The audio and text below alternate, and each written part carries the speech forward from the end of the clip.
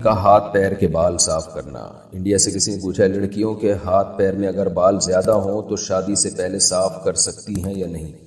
ज्यादा ना भी हो तो भी साफ कर सकती हैं, शादी से पहले भी कर सकती हैं, शादी के बाद भी कर सकती हैं, तो इसमें कोई हर्ज नहीं है। क्या खवातीन अपने पूरे जिस्म की वैक्स करवा सकती हैं? फरहत खानेवाल से जी करवाई जा सकती है, जायज़ है। औरत का आई ब्रोज और अपर लिप्स बनवाना, क्या खवातीन के लिए अपर लिप्स और आई ब्रोज के बाल बनवाना जायज़ है? अगर जायज़ नहीं तो इसका गुनाह क्या है? मोहम्मद अरबाब लाहौर से, नबी सल्लल्लाहु अलैहि वसल्लम ने आई ब्रोज बनाने वालियों पर लानत फरमाई है। ये गुनाह काफ़ी है कि पैगंबर की लानत होगी, तो आप सोचें उसका क्या ठिकाना होगा, क्योंकि ये तगयीर खल्क़िल्लाह है। आप अपनी जो अल्लाह ने आपको शक्ल दी है उसको जीनत तो दे सकते हैं, लेकिन डेंटिंग पेंटिंग का काम करके उसमें चेंजिंग नहीं कर सकते आप। जैसे लोग जो प्लास्टिक सर्जरी करवा लेते हैं, एक प्लास्टिक सर्जरी तो होती है कोई जख्म हो गया, आपके एक्सीडेंट से मुंह खुदा न ख्वास्ता टेढ़ा मेढ़ा हो गया, वो तो ठीक है। प्लास्टिक सर्जरी का मतलब ये होता है वहां के जो ऐब पैदा हुआ है उसको दूर किया जाए। या बाज लोगों में कोई ऐब होता है, दांत उनके बहुत ज्यादा आगे निकले हुए होते हैं, तो वो उसको प्लास्टिक वो दांतों का ऑपरेशन वगैरह करके उनको अपनी जगह पे ले आना, ये तो ठीक है, क्योंकि ये एक बहुत ज्यादा भद्दा एक ऐबदार चीज है, उसको आपने सही कर लिया तो। लेकिन वैसे जो अल्लाह ने नॉर्मल जिस तरह लोगों को पैदा किया है, चाहे कुछ को खूबसूरत बनाया, कुछ को बदसूरत बनाया। बदसूरत बनाया तो वो अपने चेहरे में के खद्दो खाल में चेंजिंग करके, जैसे मोटी नाक है ऑपरेशन करवा के बारीक नाक करवा लेता है। आईब्रोज किसी की घनी होती हैं, किसी की बारीक होती हैं, जो घनी है वो बारीक करवा ले, तो ये तगयीर खल्क़िल्लाह है, अल्लाह की तख्लीक को बदल डालना है। नबी कुरान मजीद में अल्लाह ताला का इरशाद है कि शैतान ने कसम उठाई थी कि अल्लाह मैं इनको इतना गुमराह करूंगा, फला युगय्यिरुन्न खल्क़ल्लाह, ये तेरी बनाई हुई तख्लीक को बदलेंगे, तेरी बनाई हुई शक्ल पे ये लोग राजी नहीं होंगे। तो ये गैर मुस्लिमों से ये चीज आई है। माइकल जैक्सन को देखें ना, प्लास्टिक सर्जरी कर करके बेड़ा ही गर्क कर दिया था अपना, पूरी चमड़ा चेंज हो गया उसका, अजीब सी शक्ल बन गई थी उसकी। तो ये सब चीजें हराम है, इस्लाम इसकी बिल्कुल आपको इजाजत नहीं देता।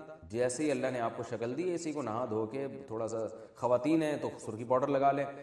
मैं लोगों से कहता हूँ बहुत ज़्यादा मैले को चलो तेज़ाब से नहा लो भाई, बहुत ज़्यादा चमक जाओगे। तेज़ाब से मेरी मुराद है कि ज़रा अच्छे वाले साबुन से नहा लें आप, तो इससे ज़्यादा नहीं। ये जो है इतना ज़्यादा कि नाक की सर्जरी करवा के बारीक नाक करवा ली, और जो बुढ़ापे में सलवटें आ जाना चेहरे पर, ये भी एक नेचुरल चीज़ है, उसमें भी आप चेंजिंग नहीं कर सकते। सफ़ेद बालों को काला कर लेना, बिल्कुल ब्लैक कर लेना, ये भी जायज़ नहीं है 40 साल के बाद। तो इसी तरह आईब्रोज बनाना भी जायज़। हाँ, किसी की बहुत ही भद्दी हो, जो आमतौर पर किसी की होती नहीं है ऐसी, बहुत ज़्यादा भद्दी हो किसी खातून की आईब्रोज, जो बिल्कुल नेचुरल से हट कर हैं, यानी ये तो देखें कुदरती तौर पर होता है ना, किसी की आईब्रोज गहरी होती है, किसी की बारीक होती है, किसी की थोड़ी आपस में जुड़ी हुई होती है, किसी का फासला ज्यादा होता है, ये तो नॉर्मल है।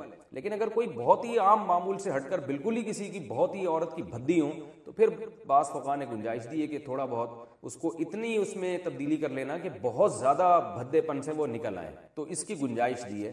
तो लेकिन नॉर्मल ऐसा होता नहीं है, नॉर्मल तो फैशन के लिए ही किया जाता है, तो ये हराम है, नाजायज़ है। और इसमें ख़वातीन जो समझती हैं कि हमारा हुस्न बढ़ता है, हुस्न बढ़ता नहीं है, वहशत पैदा होती है, देखने वाले को लग रहा होता है कि आर्टिफिशियल है, ये अजीब सी एक वहशत होती है, तो ये जायज़ नहीं है। हाँ, अपर लिप्स बनवाना खातून के लिए जायज़ है, और चेहरे पे और कहीं बाल निकल आए तो वो उनका नोचना बिल्कुल आगे ना।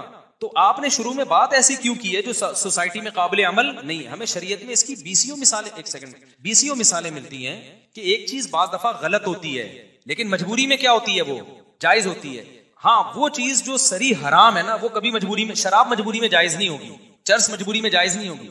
एक चीज नाजायज है साइड इफेक्ट की वजह से, तो अब उसका साइड इफेक्ट ना करने में ज्यादा हो रहा है, लड़की का रिश्ता टूटने का खतरा है, तो ये कोई अच्छी बात है कि सिर्फ बारात के चक्कर में बहन की रिश्ता ही टूट जाए? इसी तरह जहेज गलत चीज है, लेकिन मैं कहता हूं भाई ससुराल लालची है, उनको समझ में नहीं आ रहा। आपने बेटी को अगर जहेज नहीं दिया, आगे सारी जिंदगी सासों के ताने सुनती है वो। जहां ऐसी सिचुएशन हो, तो जब जुल्म से बचने के लिए रिश्वत देना जायज है, तो जहेज देना भी जुल्म से बचने के लिए जायज है। ये वहां रोका जाएगा जहां दोनों पार्टियां इसको समझती हो। जहां एक पार्टी समझती है, दूसरी नहीं समझती, फिर तो देना पड़ेगा आपको जहेज, मतलब बर्बाद हो जाएगी बेटी की जिंदगी। और आसान मिसाल बयान कर दिया मौलवी साहब ने, रिश्वत लेना भी हराम, रिश्वत देना भी हराम। हदीस में ऐसे ही है, अर्राशी वल मुर्तशी किलाहुमा फिन्नार, दोनों जहन्नम में। लेकिन आगे हदीस की तशरीह में जब आप जाएंगे तो उलमा ने लिखा है, लेना देना जब हराम है, जब आप किसी का हक दबाने के लिए दे रहे हो रिश्वत। आपकी सीट बनती नहीं थी गवर्नमेंट की, किसी और का हक था, आपने हक मारा, रिश्वत देके उस सीट पे आ गया, ये हराम है। लेकिन आपका हक बनता है, अगला सिर्फ रुकावट डाल रहा है इस बेस पे कि आप पैसे नहीं दे रहे, तो यहां वो लेने वाला मुजरिम है, आप तो मजबूरी में दे रहे हो। नहीं, यही बात मेरा ख्याल है, समझ, आप तो मजबूरी में दे रहे हो भाई, आप दूसरे का हक छीनने के लिए नहीं, अपना हक लेने के लिए दे रहे हो। अब मौलवी साहब, अब कस्टम में देख लो ना, कंटेनर फंसे हुए होते हैं। अब इन्होंने हदीसें सुनी है, रिश्वत लेना भी हराम, देना भी हराम, वो दे ही नहीं रहे, तो उनका कंटेनर, क़यामत आ जाएगी, हजरत ईसा अलैहिस्सलाम नाजिल हो जाएंगे, दज्जाल आ जाएगा, वो कंटेनर तबाह कर देगा, दज्जाल आके वो निकलेगा वहां से। ऐसे मौके पे क्या होगा? अब वो मौलवी साहब ने खुद तो बयान कर दिया, रिश्वत लेना भी हराम, देना भी हराम, लेना भी हराम, देना भी हराम। अब उनको अपना बिजनेस हुआ, कंटेनर उनका फंसा हुआ है, वो कहना लेना भी हराम तो देना भी हराम, तो देना भी। भाई सारे प्याज सड़ रहे हैं भाई सारे प्याज क्या हो रहे हैं? सड़ रहे हैं, करोड़ों रुपए का माल बर्बाद हो रहा है। तो ऐसे मौके पे वो बेचारे किताबें लेके गुंजाइश तलाश करते हैं, तो जब किताबें उठाते हैं उसमें लिखा होता है भाई लेना हर सूरत में हराम है, देना उस सूरत में हराम है जब आप दूसरे का हक मार रहे हो। गवर्नमेंट ऑफिसर अगर आपका हक दबा रहा है तो अपना हक लेने के लिए दोगे तो फिर उसको गुनाह मिलेगा, आपको नहीं मिलेगा गुनाह। अब जब प्रैक्टिकल लाइफ में ये उलमा आते हैं ना, इस तरह के मौलाना लोग जिनको इल्म कामिल नहीं होता, फिर वो जब वो देते हुए पकड़े जाते हैं, लो भाई बयान क्या कर रहे थे, देना भी हराम, रिश्वत लेना भी, और अब क्या कर रहे हैं, कंटेनर के लिए दे रहे हैं। तो ये वो लोग होते हैं जो इल्म में कामिल नहीं होते, बात ऐसी कर रहे होते हैं, अधूरी बात होती है। एक और मिसाल दूं मैं आपको, एक मौलवी साहब तकरीर कर रहे थे, मैंने उनका बयान सुना, मैंने कहा यार ये बहुत ज्यादा हो गई है। वो कह रहे थे जमात की नमाज बहुत जरूरी है। एक नाबीना साहबी नबी की खिदमत में आए, अर्ज किया या रसूल अल्लाह मैं घर पे नमाज पढ़ता हूँ, आपने फरमाया अजान की आवाज आती है, फरमाया फिर मस्जिद में आना जरूरी, यहाँ तक हदीस सही है। अब उन्होंने आगे बयान कर दिया कि अगर किसी रस्सी की मदद से भी आना पड़े ना, रास्ता नजर नहीं आ रहा, अब बयान तो कर दिया, यानी वो नाबीना रस्सी फेंकेगा हुक करके या किसी को देगा और यूं यूं करके मस्जिद। मैंने कहा यार ये तो हदीस, अब बेचारों का इल्म काम। देखो उस मौलवी साहब की नीयत बुरी नहीं थी, मुनाफकत नहीं थी, वो लोगों को मोटिवेट कर रहे थे कि यार जमात की अहमियत आ जाए, लेकिन मोटिवेशन इस स्टाइल में कर रहे हैं कि जब खुद फंसेंगे ना तो भाई ये रस्सी वाला तरीका चलेगा नहीं। अल्लाह ना करे वो नाबीना हो जाए और कोई रस्सी लाके पकड़ा दे, बोलेगा बे कब तक रस्सी से मैं आऊंगा यार, घर में पढ़ने दे, यही कहेंगे ना, तो लोग कहेंगे लो भाई इनके कौल में और इनके अमल में क्या है, तजाद है, बातें कुछ कर रहे हैं, तकरीरें कुछ और अमल कुछ। तो ये मैंने भी अपनी, ये जिसने सवाल पूछा है बिल्कुल सही पूछा है। बहुत से मौलाना लोग क्या करते हैं, ऐसी बात बता रहे होते हैं लोगों को मिंबर पे, उस वक्त लोग बल्ले बल्ले वाह वाह सुभान अल्लाह जबरदस्त हक परस्त, जैसे माजी में कुछ ऐसे लोग गुजरे। तो एक उसूल ज़ाब्ता रखो भाई, हमने रियासत को बचाना है बस, ऐसी की हमें शख्सियत है बाद में, पहले क्या है, स्टेट है, रियासत है, हमारी पॉलिसी है, स्टेट पे कंप्रोमाइज नहीं होगा, बस पाकिस्तानी है, मुसलमान है, उसके बाद हम पाकिस्तानी है, खत्म। तो उसमें कभी फौज की मुखालफत भी होगी, कभी हिमायत भी होगी। अगर आपने एक ही चीज को दर्द सर बना लिया तो फिर आप फंस जाओगे। तो खैर मुल्क में होता बहुत उल्टा सीधा गलत हो रहा है बहुत कुछ, जो अभी जो हालात चल रहे हैं वो कोई अच्छे हालात थोड़ी चल रहे हैं। अच्छा खैर, तो मैं कहा, तो ये जो किसी ने पूछा ना मजहबी स्कॉलर ऐसा करते हैं, ये ऐसा करते हैं बेचारे, वो गलत नहीं होते, उनको पूरी नॉलेज नहीं होती, मिंबर पे वो एकदम जोश में तकरीरें। एक और मैं मिसाल दे देता हूँ, अब ये जो हुकूमत कहती है गैस पंप मत लगाओ, ऐसा ही है ना, क्या कहते हैं उसको, जो सेक्शन लगाते हैं ना, गैस सारी खींच लेते हैं भाई, कंप्रेसर लगाते हैं और सारी गैस खींच लेते हैं। ये बिल्कुल ऐसे ही है जैसे एक जमाने में ना, हम जब छोटे थे तो हमारे इमाम साहब ने मस्जिद में मिंबर पे बयान किया कि पानी की मोटरें मत लगाओ, वाकई ये इलीगल था। गवर्नमेंट जो घरों में पानी देती है तो वो जो मोटरें लाइन से सक करती है ना, इमाम साहब ने बयान किया ये गैर कानूनी, वाकई गैर कानूनी था, ये हराम है, नाजायज है, इससे पानी चोरी करने का गुनाह मिलेगा। अब इमाम साहब बेचारों ने अच्छी नीयत से बयान किया, थोड़े दिन में इमाम साहब के अपने घर में मोटर लगी हुई थी, मुझे तो पता था, मैंने बताया नहीं लोगों को, और यूट्यूब भी नहीं था, वो लोग पी गए। हालांकि इमाम साहब गलत नहीं थे, ना उनकी नीयत चोरी की थी, उन्होंने बेचारों ने अपने लिहाज से सही बताया। बात यह है कि मोटर तो लगाना इल्लीगल है, क्यों, वजह उसकी है कि जो पानी घरों में डिवाइड होके जाएगा, जब आप लगाओगे तो सारा पानी तो आप खींच लोगे, लेकिन बात यह कि जब सबने ये इल्लीगल काम कर लिया, सबने लगा ली, अब अगर आप नहीं लगाओगे ना तो 2 कतरे भी आपको नहीं मिलेंगे। अब लगाना जायज हो गया, इसलिए कि अब दूसरे का हक दबाने के लिए नहीं है, बल्कि अपना जायज हक तो मिले भाई। तो इमाम साहब ने दाएं बाएं देखा, यार मेरी तकरीर, यूट्यूब तो है नहीं, कोई रिकॉर्डिंग भी नहीं है, पी गए ना, चुपके से लाके घर में लगा दो। अब कोई इमाम साहब को देखता बोलता पहले तकरीर कर रहे थे, मोटरें लगाना हराम है, खुद लगाई हुई है। तो वो बेचारों को, इसलिए उनको चाहिए था कि भाई पूरी नॉलेज लेते, इसके साइड इफेक्ट क्या होंगे, इसके फायदे क्या है, नुकसानात क्या है। गवर्नमेंट तो बहुत सारी चीजों को इलीगल करते करते खुद ही हुकूमतों के घर में, ये जनरेटर जो हम चलाते हैं गैस पे, ये भी तो इलीगल है, सारी दुनिया ने गैस के जनरेटर लगाए हुए हैं, तो ये कौन सा इलीगल है भाई। आप नहीं लगाओगे तो क्या होगा, अंधेरों में, कब्र के अंधेरे आपको याद आते रहेंगे। तो ये इलीगल है, लेकिन गवर्नमेंट इसको इलीगल बनाए ना, प्रैक्टिकली पकड़े लोगों को। बिल्कुल अब ये गैस में भी ऐसा ही हो गया है। मुझसे लोग पूछते थे पर्सनली कि भाई गैस का ये जो कंप्रेसर लगाते हैं, गैस खींच लेते हैं, गैस आजकल लोड शेडिंग हो रही है ना, तो मैं कहता था यार इलीगल काम मत करो, लेकिन मैंने बयान में नहीं कहा, इसलिए कि मुझे यही खतरा लग रहा था कि यार कल जो है ना सब लगाएंगे तो फिर मेरा बयान ये लोग चलाएंगे। मैंने अभी तक नहीं लगाया, मेरे तीनों घरों में कहीं भी नहीं है वो, तो 4 घरों में 3 वो आदत पुरानी हो गई है ना। तो अब क्या है कि भाई अगर आप उसमें बाज अपार्टमेंट ऐसे हैं, लोगों ने हमसे आके पूछा, बोले हम अगर नहीं लगा रहे ना तो एक गैस की स्मेल भी नहीं आ रही क्योंकि सबने लगा लिया। अब मैं उनको फतवा दूं कि आपके लिए लगाना भी नाजायज है, तो ये फतवा गलत हो। इसलिए कि गवर्नमेंट जब इलीगल कर रही है तो अमल करके दिखाए ना, लोगों को पकड़े, सारे वो कंप्रेसर उतारे वहां से, वरना जो नहीं लगाएगा उसको तो गैस मिलेगी नहीं, वो बैठा रहेगा अंधेरों में, लकड़ियां जलाएगा क्या वो फ्लैटों में जाकर। तो ये चल रहा है मार्केट में। तो ये करते हैं बेचारे, ये नासमझी में कर रहे होते हैं, और कुछ जाहिर है 2 नंबरी में भी कर रहे होते हैं। तो सारे मौलवी सही थोड़ी होते हैं, 2 नंबर भी होते हैं। और फिर भी मैं बता दूं, अगर 1 नंबर भी मौलवी है तो मौलवी होने का मतलब फरिश्ता वो भी इंसान होता है। ये जो अल्लाह ने कुरान में कहा ना, वमन यामल सूअन सुम्मा वमन यामल सूअन औ यज़लिम नफ्सहु सुम्मा यस्तग़फिरुल्लाह यजिदुल्लाह गफूरर रहीमा, किसी से कोई गुनाह हो जाए, तौबा करे तो अल्लाह माफ करेगा। तो ये आयत सिर्फ गैर मौलवी के बारे में नहीं है, मौलवी भी इसमें शामिल है। तो सबके लिए, सिर्फ पैगंबर मासूम अनिल खता होते हैं, तो किसी की प्राइवेसी में घुसने की आपको जरूरत क्या है?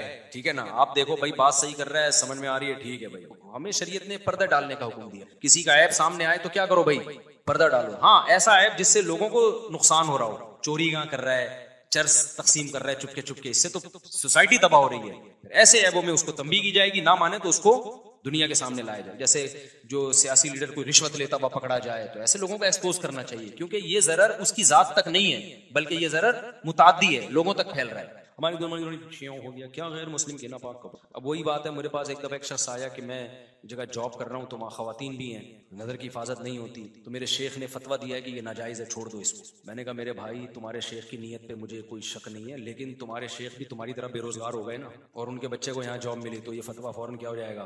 क्योंकि अभी तो बदनजरी का फितना है, अंटी वंटी नजर आके दिमाग खराब हो रहा है। जब पैसे नहीं आएंगे ना घर में, तो जो चित्रौल लगेंगे ना चारों तरफ से गालियां, उसमें भी सुट्टे लगाओगे डिप्रेशन खत्म करने के लिए। तो इसका हल यह है कि नजर की हिफाजत करो, कोई जरूरत से बात करनी पड़ती है तो बात कर लो, अपनी बहन सिस्टर कह के। एक बात याद रखो, जिनका भी लड़कियों से वास्ता पड़ता है, बहन कहना सीख लें उसको। 99% मसला यहाँ से हल हो जाए। बहन क्या हाल है, वो बहन से ही शुरू किया करो, तो देखो फिर वो लाइन ही नहीं मारेगी। बहन बोल दिया ना तो आधा से ज्यादा मसला यहाँ। और बोलता नहीं है, शरारती आदमी, दिल में चोर होता है उसके, वो जहर का प्याला पी लेगा, उसके मुंह से बहन नहीं निकली। तो बहन कहना सीख ले। गैर मुस्लिम के नापाक कपड़े धोकर इस्तेमाल कर सकते, क्यों नहीं कर सकते भाई? ये लुंडे का सारा माल जो इस्तेमाल करो, क्या हाजियों का माल है क्या ये? निकाह की कसम खाने से निकाह टूट जाता है, या कसम का कफारा अदा करना होगा? कसम टूट, निकाह की कसम क्या अल्फाज क्या? अगर तलाक की कसम खाई है कि मैंने ये काम किया तो बीवी को तलाक, तो उस काम करने से तलाक हो जाएगी। बाकी निकाह की कसम क्या होती है? कसम का कफारा अगर टूट जाए तो 10 गरीबों को 2 टाइम का खाना खिलाओ, या हर गरीब को 2.25 किलो गंदम दे दो, या एक ही गरीब को 10 दिनों में 2.25 किलो गंदम तकसीम करके दे दो। तो इस तरह से कसम का कफारा होता है। अगर खुद गरीब हो तो फिर 3 रोजे लगातार रख लो। औरत के मरने के बाद शौहर से इसका निकाह टूट जाता है। जी हाँ, टूट जाता है। आपको कहीं और शादी किस खुशी में करती? मरता है शौहर तो 4 महीने 10 दिन के बाद कहीं और शादी इसलिए तो करती है कि उसका निकाह टूट जाता है उससे। मुफ्ती साहब, मेरे घर वाले मेरी शादी नहीं करवा रहे, जबकि मैं शादी अपने जाती खर्चे पर। हाँ, ये जरूर है कि मर्द जब मरता है ना, औरत जब मरती है तो फौरन टूटता है निकाह। मर्द जब मरता है तो निकाह तो टूटता है, लेकिन मिन वजहिन बाकी रहता है, क्योंकि इद्दत में कुछ हकाम निकाह वाले बाकी रहते हैं। तो इसको कहते हैं निकाह तो टूट गया, लेकिन मिन वजहिन बाज निकाह के हकाम अभी बाकी हैं, कि उसी शौहर की वजह से अब वो घर की 4 दीवारी से नहीं बाहर निकल सकती, जीनत इख्तियार नहीं कर सकती, वगैरह वगैरह। मुफ्ती साहब, मेरे घर वाले में शादी नहीं करवा रहे। जब मैं, भाई आप कुछ पूछ रहे थे, यहाँ कोई बंदा बैठा। हाँ आप बता। हाँ, अब देखें, वो तो मैं उसूल बयान कर रहा हूँ ना, करके दिखा दो तो फिर आप उसके साइड इफेक्ट सोचें खुद ही। तो वो तो मैं ये कह रहा होता हूँ, तप्पड़ है तो पास कर, वरना बर्दाश्त कर। वो करके दिखा दो का मतलब ये कि स्टेमिना है आपके अंदर, नहीं है तो भाई फिर तो पिटोगे यार। पिटो, पिटने का स्टेमिना पैदा करो। असल बात ये है, लोग ये कहते हैं कि हम दूसरी शादी करें या पहली करें, और हम कोई ऐसा तरीका बता दें कि पिटे नहीं हम। तो मैं उनको ये जवाब देता हूं कि ये तो कोई दुनिया में तरीका नहीं है कि दूसरी शादी करो पिटो नहीं है, ये नहीं बता सकता, क्योंकि मैं खुद पिटते पिटते रह गया था। बल्कि जो मुझे डिप्रेशन थी वो तो पिटना ही कहलाएगा ना। तो मैं ये तरीका नहीं बताऊंगा, मैं ये बताऊंगा कि पिटने का हौसला पैदा करो अपने अंदर। हमारे एक दोस्त हैं सऊदी अरब में, बड़ा खानदानी आदमी है, अल्लाह उसकी उम्र में। मुझे बदमाश टाइप के लोग बड़े पसंद हैं, क्योंकि जो बदमाश होते हैं उसमें कॉन्फिडेंस होता है। जब ये गलत चीज में होते हैं तो गलत चीज में सही में, फिर सही में बहुत आगे जाते हैं। तो पहले वो गलत एक्टिविटीज में था, उसका गलत चीजों में पड़ा हुआ था ना, उसमें बदमाशी थी उसकी। तो जब अल्लाह ने तौबा की तौफीक दी तो वो बदमाशी सही चीजों में आ गई। तो अभी तौबा वाले उसमें चल रहा है वो, यानी सही चीजों में। उसको क्या हुआ, एक दफा लोगों ने उठा के तबीयत से कूटा ना किसी काम पे, जो वो कर रहा था यानी अच्छे उसमें, मैं ज्यादा डिटेल में नहीं जाऊंगा, वो फिर ऐसा ना होगा केस ही बने। तो उसको बहुत मारा, वो उगला नहीं, ठीक है ना, वो उगला नहीं कि जिस बंदे ने उसको ये काम उसके कोई खुदा न खासा क्रिमिनल एक्टिविटीज में नहीं लगाया था, उसको किसी को फेवर देना था जो जायज फेवर था। तो जो गलत लोग थे उन्होंने उठा के मारा कि तुझे भेजा किसने, वो नहीं उगला। मैंने उससे पूछा यार इतनी मार खाई आपने और उगले नहीं, तो बड़ा हौसला है। उसने कहा ये हम पहले बहुत दफा पिट चुके हैं गलत कामों में, तो अब सही कामों में पिटने का हमारे अंदर हौसला। कह रहे मुझे उनके चमाटे ऐसे लगे थे गुदगुदियां कर रहा हूं। और जिसका नाम नहीं बताया ना वो भी कोई बड़े आदमी थे, उन्होंने फिर इसको बड़ा फेवर दिया, यार इतना मार खा के इसने मेरा नाम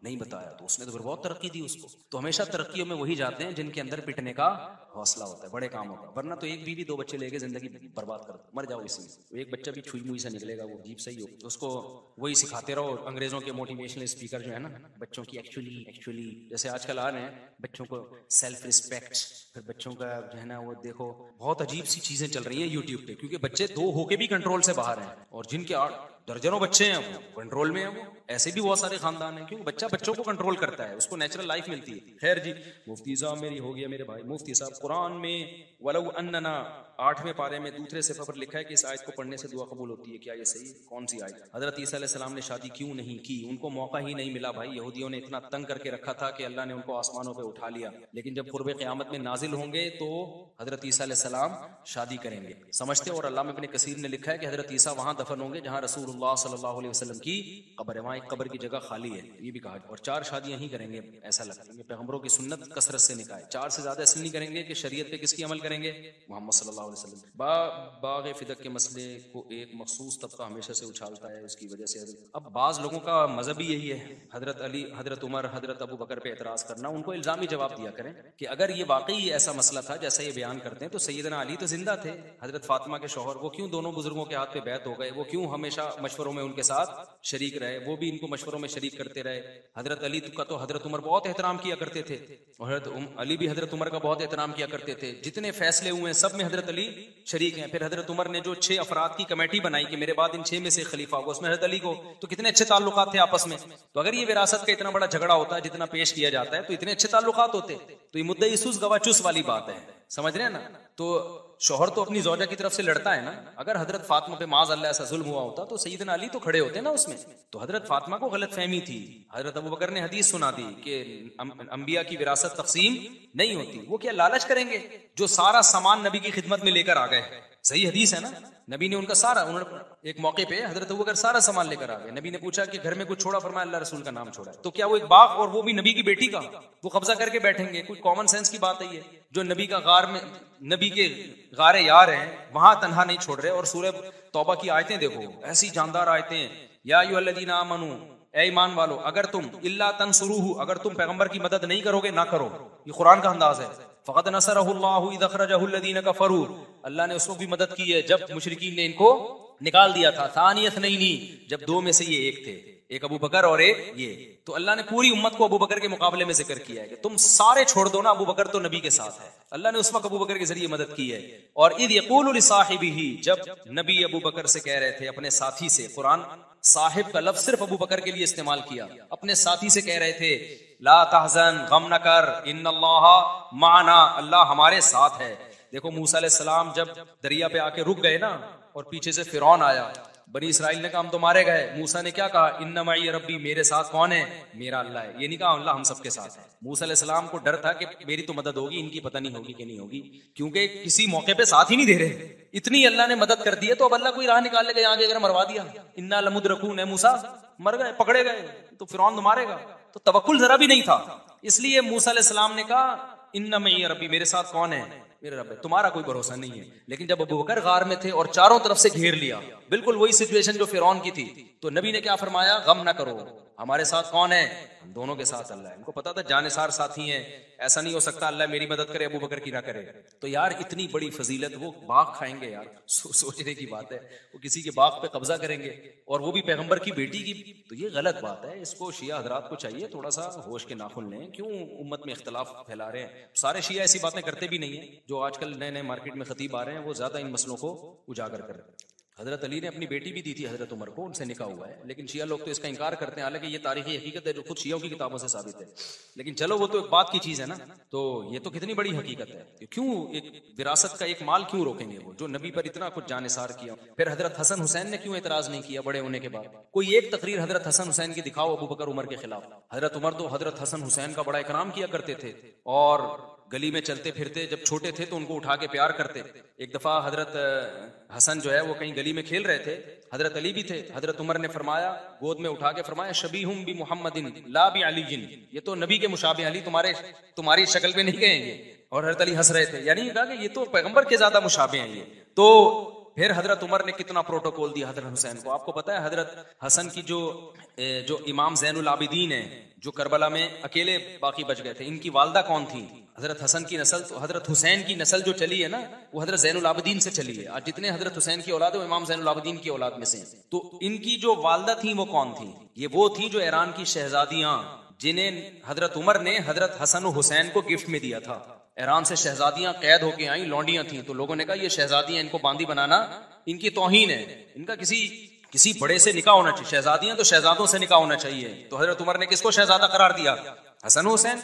हर जगह उनको अहले बैत को प्रोटोकॉल दिया।